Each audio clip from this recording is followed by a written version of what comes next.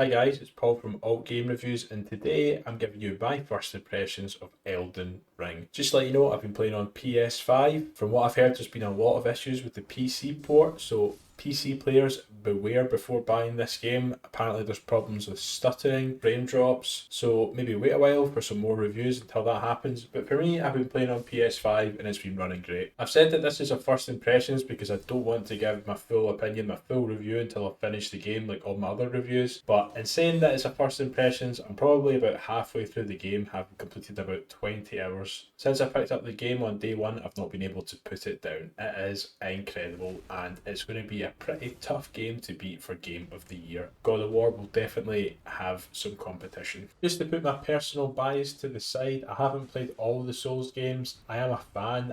I haven't followed the series since launch and I've definitely got into them pretty late. Picked up the Demon Souls remake with my PS5. I have completed it and I did really enjoy it, although there was quite a grind. Once I got to grips with it, I really enjoyed it.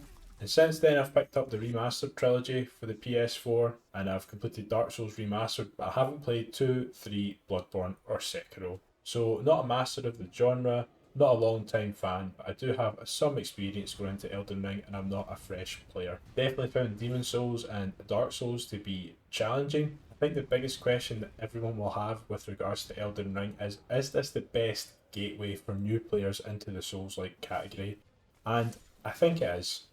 I think the main reason for that is the open world. With traditional Souls-like games, the biggest challenge is the grind to defeat the bosses. Previous Souls games, players can get caught in a rut of constantly trying to tackle bosses and grinding out levels. With Elden Ring, players can go off, explore the world, and come back once they've leveled up. The open world will be more familiar to players of other classic titles such as The Witcher or Skyrim. So when you first boot up the game, there'll be some early settings and dialogue options to run through. The game tells you early on how to behave when playing in co-op. Basically, don't be a dick and don't ruin other people's experience. I also immediately turned off annoying PS5 controls because they suck. As is the case with most Souls titles, there's a very extensive character creator.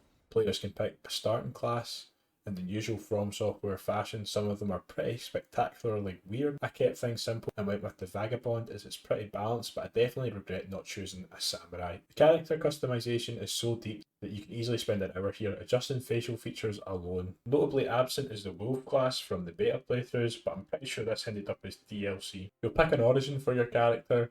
Perhaps you'll be a dragon ancestor or a pale Northman, then you'll pick a keepsake as an initial item to help you get started. For new players, it's important to note that you won't be locked into a certain playstyle with these classes, but the base attributes will help you get on your way towards a magic build, strength, dexterity, dual wielding, but eventually you'll catch up spending your runes. The game opens with a pretty incredible cinematic introducing the story, which of course was developed in part with Game of Thrones author George R.R. Martin. There's some really impressive voice acting here to set the scene, and some great artwork that gets you pumped for taking on some bosses and beginning the story and exploring the world of the Elden Ring. The backdrop to the story surrounds the shattering of the Elden Ring and the death of Queen Marika the Eternal. The offspring of Queen Marika, known as the demigods, have captured shards of the Elden Ring which you must recover. You play a tarnished, a warrior seeking out the shards of the Elden Ring to become the Elden Lord. The game begins very abruptly with a pretty difficult boss fight, which of course you're not expected to win, very similar to Demon Souls, and once you inevitably die, you're then transported to the lands between, and the journey begins. Make sure to drop down to the level below to enter a tutorial mode.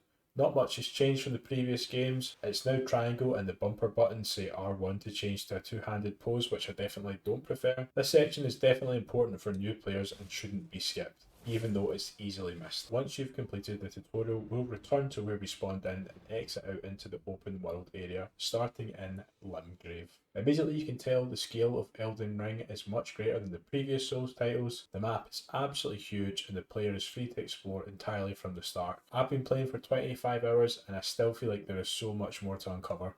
Early on you get access to a mount which is completely new to the Souls genre. It's this sort of goat horse hybrid known as Torrent, which makes getting around a breeze. And along with this of course comes mounted combat for the first time, which can even be used in some of the open world boss battles.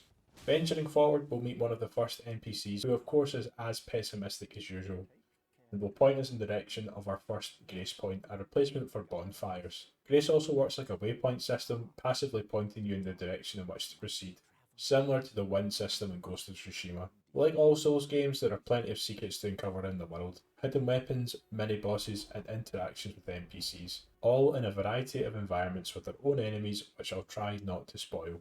And of course, once you've made it to the location of one of these bosses or their main areas, you'll enter into the Legacy Dungeons, which are the classic Dark Souls style levels, with runs through grunt enemies to bosses located behind fog gates. I did find it more common to have an additional grace point right before a fog wall. I guess this is to help new players. They seem to be getting further away as I progress. In terms of gameplay, I've already discussed mounted combat, which of course is quite a big venture from the traditional style of Souls games. A new addition is also States of Marika, which are points where you can respawn, typically in open world locations with lots of enemies. You can't rest at these like grace points or bonfires. You can't do anything like leveling up your character. It's only a location for respawning. I think these are pretty much used for areas where exploration is encouraged, also where there might be a lot of enemies, so that if you do die you can quickly retrace your steps and recover your lost runes. Ashes of War are also new powerful abilities for weapons. When I came up against the first proper boss, I was struggling a little bit,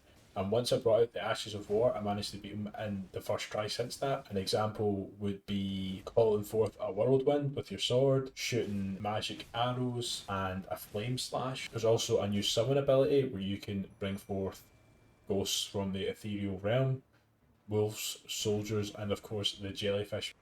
They're good for distraction and they can be leveled up. When they begin, they don't provide a lot of damage to bosses, but they are a good distraction, and of course these can be upgraded. I think some people were hoping that this game would be entirely co-op, which could be enjoyed with friends, but that's definitely not the case. It's similar to previous Dark Souls games, where you can place summons near boss locations to get a friend to help you out if you're struggling. Elden Ring is definitely not a full co-op experience like I think many players were hoping for, but I'm sure many purists will be happy about this. I'm fine with this, but I know I have friends who are on the fence about the game who have never tried a Souls title that probably would have purchased it if this was the case, as it would be fun to explore the world with a buddy. But ultimately, these games are about overcoming challenges by yourself and learning from them. Some reviewers have proposed that this is the easiest Souls game, or people speculated before release that it might be the easiest Souls game, but I definitely don't think this is the case.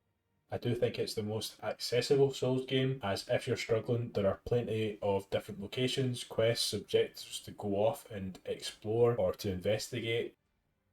And by the time you come back to where you were stuck, you'll be plenty leveled up and have new items to use, new weapons, new armor, which make it a lot easier. Whereas traditionally, you might just have to keep grinding out a boss or maybe look for a way to cheese certain bosses, essentially cheating your way through. But the difficulty is definitely there, and if you really want to be a purist, if you want to make it hard for yourself, enjoy the classic Souls challenge, then you can decide to skip on these new inclusions like the Ashes of War or the summons. Looking at the trophy list for Elden Ring, I can see that only 50% of players have gained the trophy for defeating the first boss, and only 30% have earned the trophy for beating the second boss, which is the first real challenge, as it's a boss with 2 phases. Obviously, there'll be a bit of a delay from people buying the game. Not everyone is going 8 hours a day like Twitch streamers, but I think this does go to show that a lot of people have probably came up against the challenge and have either given up or went back to exploring. I'm definitely not in a position to say whether this is the best Souls game so far, since I haven't played 2, 3, Bloodborne or Sekiro. That being said, I'm absolutely loving it and I cannot put it down, and I've been totally obsessed with it. I bought Dying Light 2 the week before and it's just been completely forgotten about. If you're thinking about getting it, yes, you absolutely should. It's probably the best Souls game to get started with. If things aren't working out, there's plenty of extra scope and content to find elsewhere and exploration to carry out, unlike in other Souls games where perhaps you just have to keep pushing through and grinding certain areas to an extent. Stay tuned for a full review in the next couple of weeks once I beat the game, and let me know if you have picked it up. Are you enjoying it? Has it been too difficult?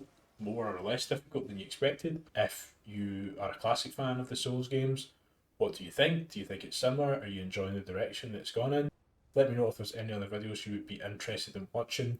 Walkthroughs, class guides, I'll be putting them up. The next game I'll be looking at is Dying Light 2 when I find some time to get into it after Elden Ring. Thanks for watching and I'll see you in the next one.